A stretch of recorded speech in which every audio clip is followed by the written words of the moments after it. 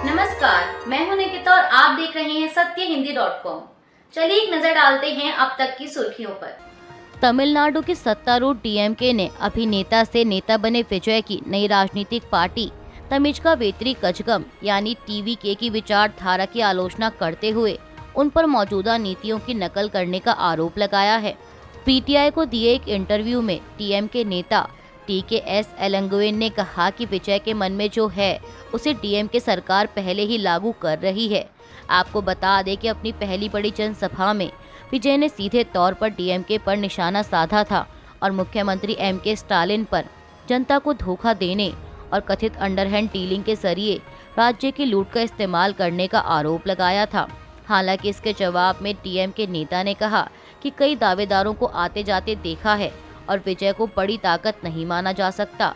वहीं एआईएडीएमके ने भी विजय की नई पार्टी को कॉकटेल करार देते हुए कहा है कि टीवी के कुछ और नहीं बल्कि नई बोतल में पुरानी शराब है, जो कि तमिलनाडु की अन्य राजनीतिक पार्टियों की रणनीति की नकल और पेस्ट है।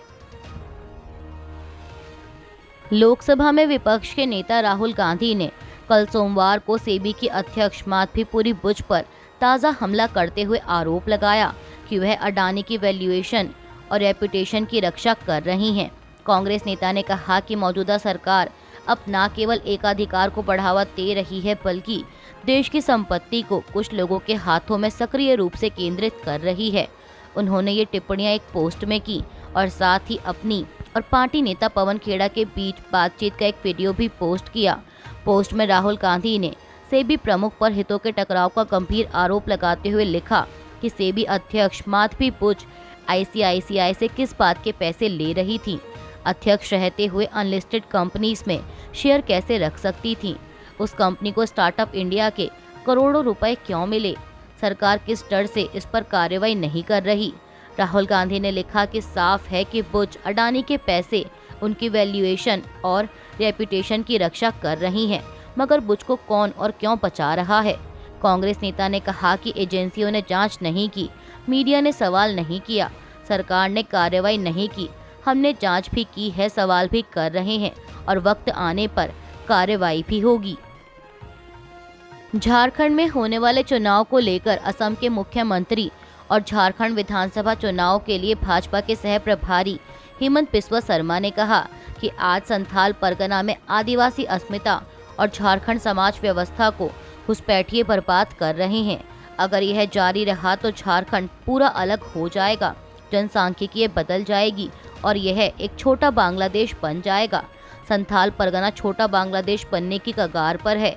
आज मैंने 3 घोषणाएं की हैं।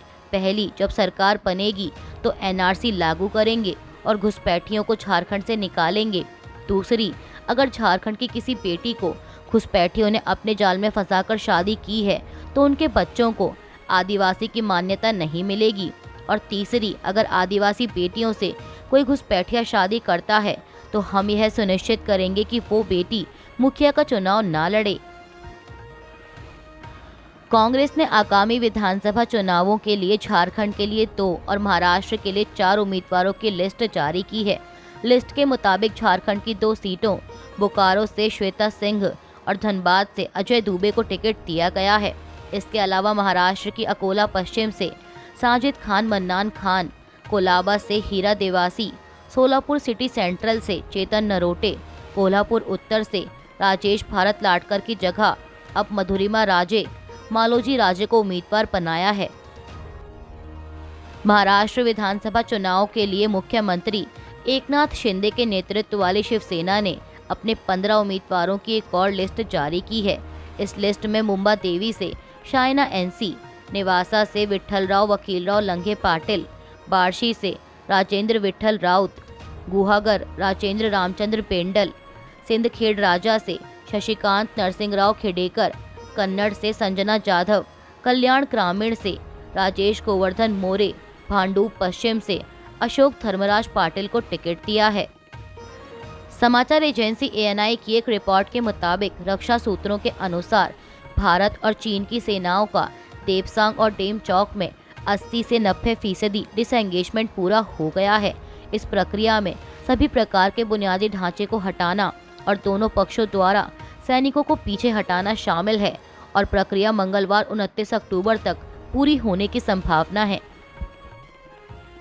दिवाली और छठ के त्योहार की वजह से रेलवे में मुसाफिरों की भारी भीड़ देखी जा रही है। ऐसे में कांग्रेस ने आरोप लगाया है कि त्योहारों के लिए रेलवे ने उचित व्यवस्था नहीं की। कांग्रेस ने रेलवे स्टेशनों पर उमड़ी भीड़ की तस्वीरों के साथ रेल मंत्री अश्विनी वैष्णव से सवाल किए हैं।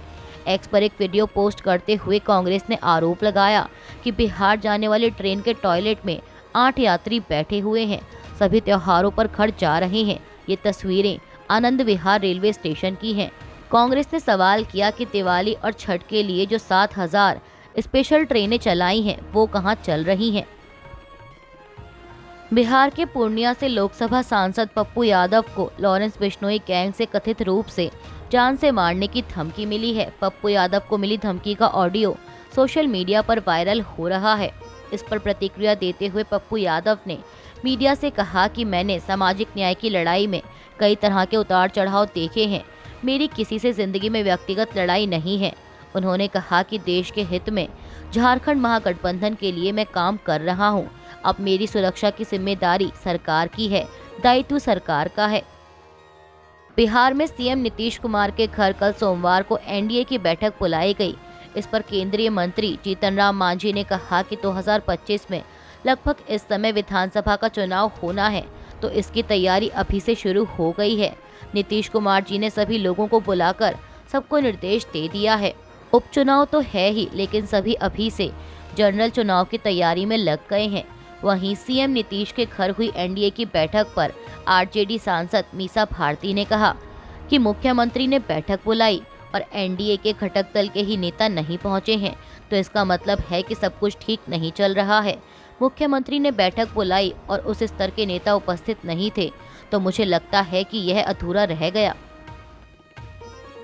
वायनाड लोकसभा से उपचुनाव लड़ रही कांग्रेस उम्मीदवार प्रियंका गांधी ने सोमवार को अपने राजनीतिक विरोधियों द्वारा लगाए गए उन आरोपों का जवाब दिया, जिनमें कहा गया है कि अगर वह निर्वाचित होती हैं तो शायद ही कभी निर्वाचन क्षेत्र का दौरा करेंगी। इस पर प्रियंका गांधी ने हल्के फुल्के अंदाज में टिप्पणी करते हुए कहा कि पहाड़ी जिले के लोग तंग आ सकते हैं और अनुरोध कर सकते हैं कि वह इतनी बार ना आए। अमेरिका के पूर्व राष्ट्रपति और रिपब्लिकन पार्टी के उम्मीदवार डोनाल्ड ट्रंप ने कहा है कि अमेरिका गलत दिशा में जा रहा है और धर्म ही वो कड़ी है जो अमेरिका को एक साथ जोड़कर रखती है। अमेरिका के जॉर्जिया राज्य में एक फेथ समिट के दौरान सवाल और जवाब के एक सत्र में ट्रंप ने यह बात कही। इस दौरान उन्होंने जुलाई में खुद पर हुए हमले का भी जिक्र किया और कहा कि ये चमत्कार है कि वो अब भी बात कर पा रहे हैं।